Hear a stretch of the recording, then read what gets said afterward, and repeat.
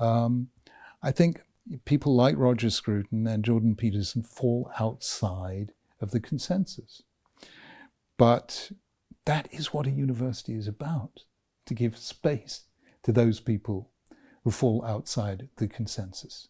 Otherwise, we are back at the situation in 4th century BCE Greece, where the citizens of Athens sentenced Socrates to death for corrupting the young. Well, I don't think they'd sentence anyone to death nowadays, but social death, Social death. Social ostracisation being cancelled. Yeah. We were talking about that earlier. To tease this out a bit, this what you might, for want of a better term, the empathy culture. You dare not offend somebody. You ought to wrap them in cotton wool. I don't mean to say that we should be cruel, but you know what I mean by that. So that they're not offended. Your courses are designed around not offending students as a priority, rather than challenging them, stretching them, exposing them to different thinking. That seems to be very much against young people's interests. That's the first point. The second point, though, that strikes me as remarkable about the so-called empathy culture is that the point you've just made. If you dare to disagree with it, politeness goes right out the door.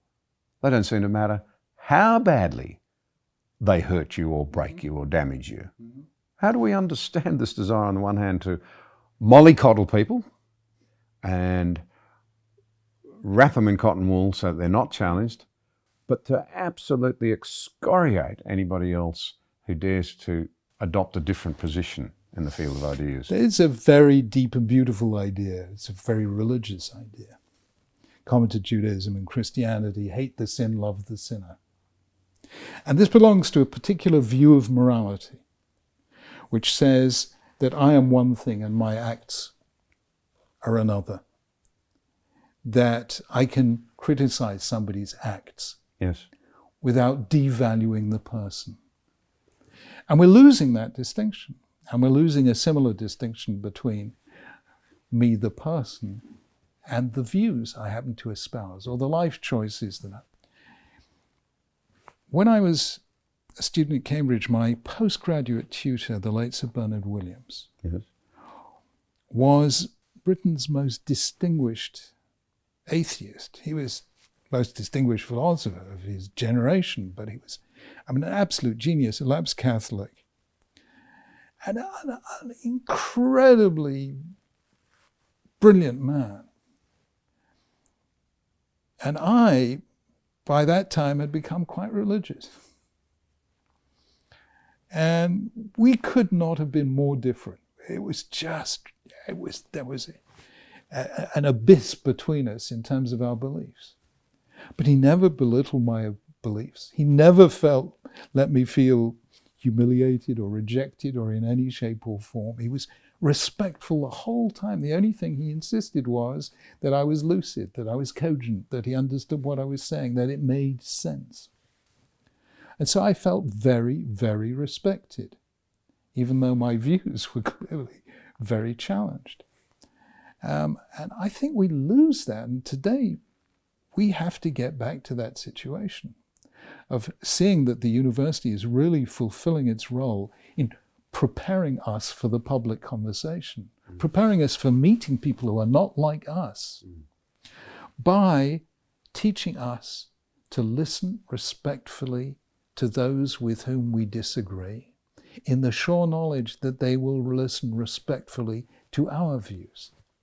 And that's what universities should be modelling. That's a sort of do unto others as you'd have them do unto you, isn't it? It often requires, you see, love is not always just a feeling. It's a doing thing.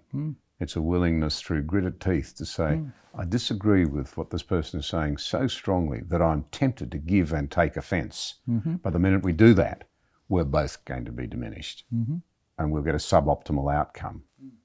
We have to. I had to learn this in politics. You've got to rise above it and seek to engage with the idea.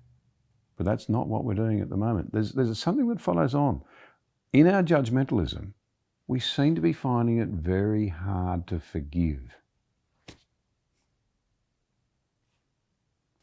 Well, I feel very strongly about this.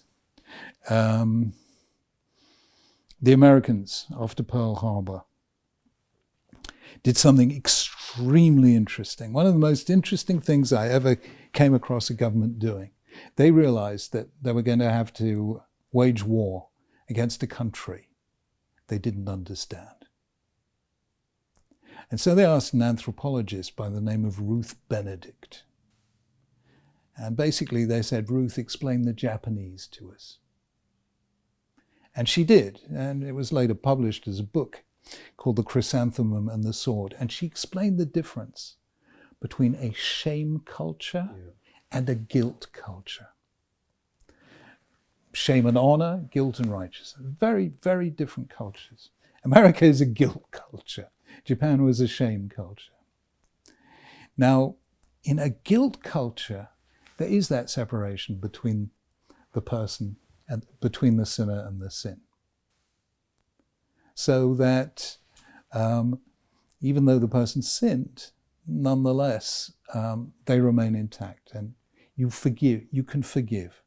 A guilt culture is a culture of forgiveness because the person remains pure, whatever. A shame culture is unforgiving.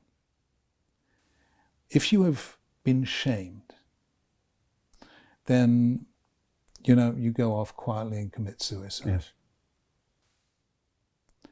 Now, the West, being a Christian guilt culture, always had space for forgiveness. But today, the West is no longer a Christian culture. It's a media-driven culture. And we are in one of the supreme shame cultures of all time. That's what viral social media do to you. You get it wrong, that's it. You are shamed for life. And shame cultures don't have space for forgiveness. And that's why we've lost forgiveness in public life. It's very dangerous. It is unbelievably dangerous. I mean, forgiveness essentially tells us that we are not held captive by the past. It also tells us, I think, does it not, that we're loved? Yeah. And respected. Yeah. I do think that in the way that we've abandoned so much understanding of our own history and our own culture, the loss of an understanding of the importance of forgiveness, after all, the founder of Christianity asked the question, how many times should we forgive? 7 times? No, 7 times 70. In other words, we've been given much might be demanded of us. I do wonder how we rebuild harmony without a willingness to properly recognize that others will stumble as we stumble and have to be given the opportunity to get back up again. The waste, at the very least, is terrible.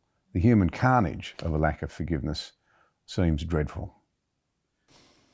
I remember in 1999, when the NATO operation in Kosovo, do you remember that? Yes. And I was making a film for the BBC. Each year I would make a film just before the Jewish New Year. And we decided, let's do it from Kosovo, which had not yet got back to normal. The NATO troops were still guarding everywhere, but the 300,000 refugees of the Kosovan Albanians, the Muslims, were coming back. And I stood in the middle of Pristina, amid all the bomb rubble. And I said, this is where you see the power of one word to change the world. Yeah. The word forgive. If the Kosovan Albanians and the Serbs and the Croats can forgive one another, then they have a future. But if they can't, they are destined to replay the Battle of Kosovo of 1389 till the end of time. Yeah. All peace agreements between nations and between individuals depend on a capacity to forgive. That's a profound insight. So I don't think we can let go of it. I mean, if Christianity, if Judaism had given humanity nothing but this, it would have been sufficient. I think I'd throw out a gentle challenge. I often do this to the postmodernists. What's your substitute? Mm-hmm. Given the place you've taken us to. Yeah. What is your substitute? Yeah. What is the substitute for forgiveness? It's a rhetorical question, so to speak. I mean, the substitute for it is forgetfulness. Yes. And that's how you do it if you don't have forgiveness. The trouble is that now anything recorded on the internet is there forever. It's not forgotten. We have abandoned forgetfulness. Yes. So we jolly well better get back forgiveness. Thank you for watching this episode. We appreciate your support. If you value vital conversations like this one, be sure to subscribe to the channel there and also click the notification bell to stay up to date with new releases.